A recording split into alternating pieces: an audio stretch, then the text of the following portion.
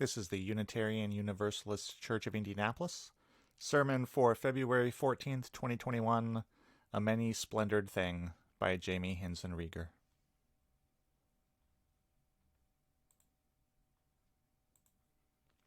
In honor of Valentine's Day, I want to open today with one of my favorite poems about romantic love by Quan Dao Sheng. You and I have so much love that it burns like a fire in which we bake a lump of clay, molded into a figure of you and a figure of me. Then we take both of them and break them into pieces and mix the pieces with water and mold again a figure of you and a figure of me. I am in your clay. You are in my clay. In life we share a single quilt. In death we will share one bed. And in honor of Valentine's Day, I want to share one of my favorite romantic stories, this one involving a couple from UUI. Sharon Crust and Carolyn Martin celebrated their 7th wedding anniversary on January 26th. They tied the knot in 2014. The wedding was a simple, laid-back affair on stage at the 56th Annual Grammy Awards, where Sharon, Carolyn, and 33 other couples were married by Queen Latifah. That's right, Queen Latifah officiated while Madonna, Macklemore, Ryan Lewis, Mary Lambert, and Trombone Shorty performed the marriage equality anthem, Same Love. Shannon remembers giving high fives and hugs to Paul McCartney and Neil Patrick Harris. You know, like you do. Congratulations, Sharon and Carolyn. We wish you many more years of happiness. So happy Valentine's Day, everybody. I do not have that many opportunities to preach on Valentine's Day. Doesn't fall on a Sunday all that often. It was last in 2016. And back in 2016, I did not preach about Valentine's Day. I checked. I preached on Dr. King and agape love, which is very different than romantic love. Agape love is the benevolent, almost impersonal love of humanity, the love which draws us to be our neighbor's keeper, which pulls us into the widest bonds of affection and connection.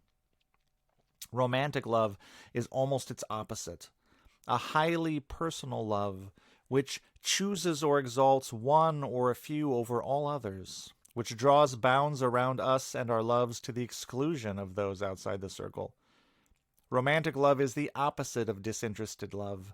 We are so interested indeed, we sometimes feel as though we cannot live without the other or others. We forget sometimes where they leave off and we begin. I am in your clay. You are in my clay.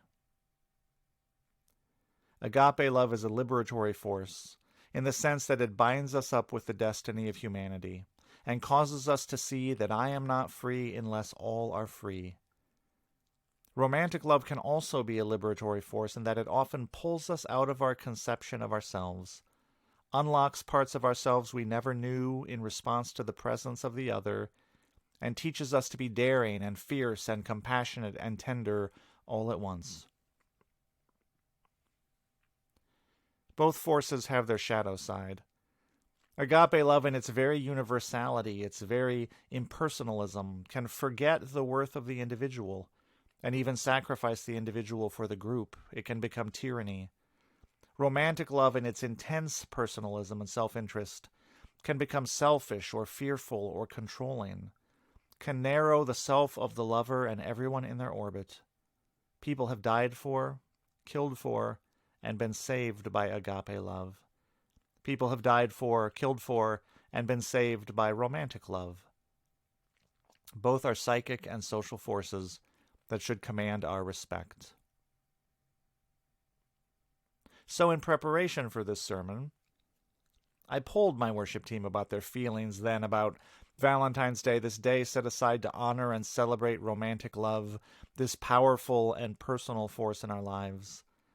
And their responses ran the gamut from hate it all the way to meh, it's fine. It's nice to have an excuse, but you shouldn't need an excuse. It is, they agreed on paper, in principle, not a bad idea to have a day to celebrate romantic love, something certainly worthy of celebrating. And yet love itself resists the very artificiality of setting aside a day, resists its scheduled quality, resists the way it has become culturally and socially obligatory. We don't want love to be scheduled. We don't want it to be routinized, obligatory, or performative. We want love to be heartfelt, passionate, and spontaneous. And yet, as any overworked parent or practicing polyamorous can tell you, calendaring is important. Sometimes love has to be scheduled if it's going to happen at all. Something in us might rebel against the idea of a date night, and yet, without a date night, there might not be any date nights. Something to consider. Anything that spurs us to acts of recognition, appreciation, and kindness, small or grand, for our partners, is not a bad thing. And grand gestures need not be expensive. Write a poem, sing your love a song, dance in the middle of the living room, bake some cookies, make your love that most reliable of romantic gestures, the mixtape. Or I guess these days that would be a Pandora playlist or a Spotify playlist. Have fun with it. But why not make it expensive? Ask the good people at Hallmark, Kay Jewelers, and Toyota. Valentine's Day is, of course, a commercial enterprise, as so many things are in this culture, which is another reason we resist it. I mean, giving is one of Chapman's 5 love languages. Giving is lovely. And the commercialized commandment to give can feel, well, commercialized. And love, because it is so intimate, does not like being reduced to things crass and commercial. I read this year because of COVID, Valentine's Day giving and thus Valentine's Day spending is down 10%. Despite that, I also read that the average couple married 10 years or more will spend $467 on Valentine's Day. To give the married couples in the congregation another point of comparison, that is $467 more than my wife and I will be spending on Valentine's Day, this COVIDiest of years. But of course, there's no right way to celebrate. The commercialization of Valentine's Day, the pervasiveness of it, the media saturation, the images we are bombarded with, this brings me to the next thing we might resist about Valentine's Day. And here I will say it is the one thing we are actually called to resist about Valentine's Day as Unitarian Universalists. So this brings me to my favorite Valentine's Day poem, author unknown. Roses are red, gender is performative, Valentine's Day is heteronormative. On the days leading up to Valentine's Day, we are simply bombarded with images of romantic couples, and these are almost always straight cisgender people, and they are always couples. The depiction of gay romantic couples in American commercials is very rare. Of trans people in romantic relationships, much rarer. Of polyamorous relationships, non-existent. For as much as some straight people like to tell gay people not to flaunt their sexuality in public, Valentine's Day is a time of year when straight culture tends to do a lot of flaunting its sexuality in public. Valentine's Day is a day when we celebrate and reinforce the cultural hegemony of a certain conception of romantic love, which is heterosexual marriage. Now, I am heterosexual and I am married. I'm fine being heterosexual. It is what it is. And I adore being married. And romantic love looks like so many things besides heterosexual marriage. It looks like gay marriage. It looks like gay not being married. It looks like single people doing their own thing. It looks like couples living together. It looks like couples living apart. It looks like polyamorous households of more than 2 adults in loving relationship. It looks like divorced people exploring new relationships later in life, sometimes with new priorities and different needs. People learn how to be from their elders and their culture. We learn about relationships from the relationships that are modeled for us. We learn what's possible and what's proper.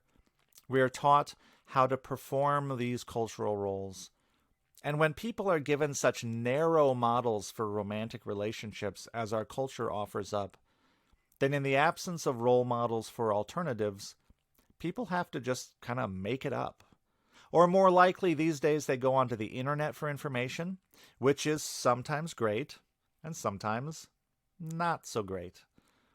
And we're better off as a society when all romantic relationships have social care and support, and people have good access to good information about their life choices, the ones they are actually going to make, because we want people to make healthy life choices and have supportive, affirming relationships. And the hetero-ness of our cultural imagining of romantic love can lead to an extra feeling of invisibility for LGBTQ people at Valentine's Day. For those of us with kids and grandkids, it can be a powerful thing to notice and name this, to create space for conversations about what other kinds of love are possible, or just to plant the seeds of awareness in a young mind.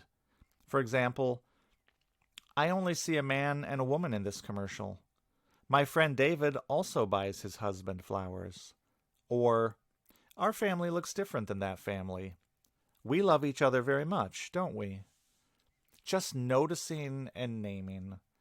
It's a game you can play with young people anywhere, and it may annoy them sometimes, but also they will hear you. Now here's another romantic poem for Valentine's Day. This one has a certain amount of bite to it. It's called The Greatest Love by Anna Schwierzinska. She is 60. She lives the greatest love of her life. She walks arm in arm with her dear one. Her hair streams in the wind. Her dear one says, "You have hair like pearls." Her children say, "Old fool." Let's talk about the pervasive focus on youth in our imaging around romantic love. This is a youth-obsessed culture. But romantic love, and dare I say sexual love, are not just for the young and not just for the middle-aged. People need, want, and have these relationships at all stages and all ages of life. But our culture rarely acknowledges the romantic life of our society's elders, except perhaps in the most saccharine and sentimental and desexualized of ways. Our bodies change over life, as do our understandings of romance and sex and our needs. People need information and cultural role models for these later stages in life, but it's so rarely acknowledged in the culture. So if you're looking for an example of a positive treatment, I would suggest the TV show Grace and Frankie with Jane Fonda and Lily Tomlin. You can find it on Netflix. I will also say our cultural imaging around romantic love also almost always involves able-bodied people, thin people, and usually centers white people. But we're going to talk more about these things next week. That is a sermon all unto itself. So the last thing that I would lift up is that this Valentine's Day comes at a time when many people are experiencing heightened stress and heightened isolation. COVID has been hard on some partnered people who are experiencing a lot of togetherness, and it has been very hard on families with children. And if this is you, take a moment today, whether you celebrate Valentine's Day or not, and say 3 kind and appreciative things to your partner or partners. You will be glad you did. And COVID has made life exceedingly difficult for people who want to be in romantic relationships but are currently not. Dating is pretty challenging in a pandemic. So there are plenty of people who are feeling more than a little starved for touch right now. Most people, not all, but most, have a need to be touched. It is one of the ways we affirm each other's humanity, form and strengthen bonds, soothe and calm our bodies, celebrate our embodiedness, and communicate love and worth. And this is one of the hardest aspects of the pandemic for many people, the sudden disconnection from touch. So Valentine's Day may be ratcheting up that feeling of disconnection for you.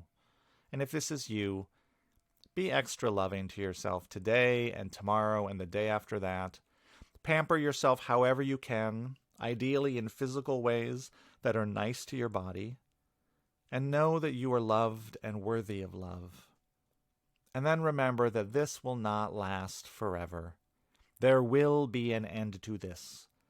I read an article in The Atlantic recently that pointed out that the Spanish flu of 1918 was followed by the Roaring Twenties, our decades-long national party, our decades-long rave. Evidently, people were happy to see each other.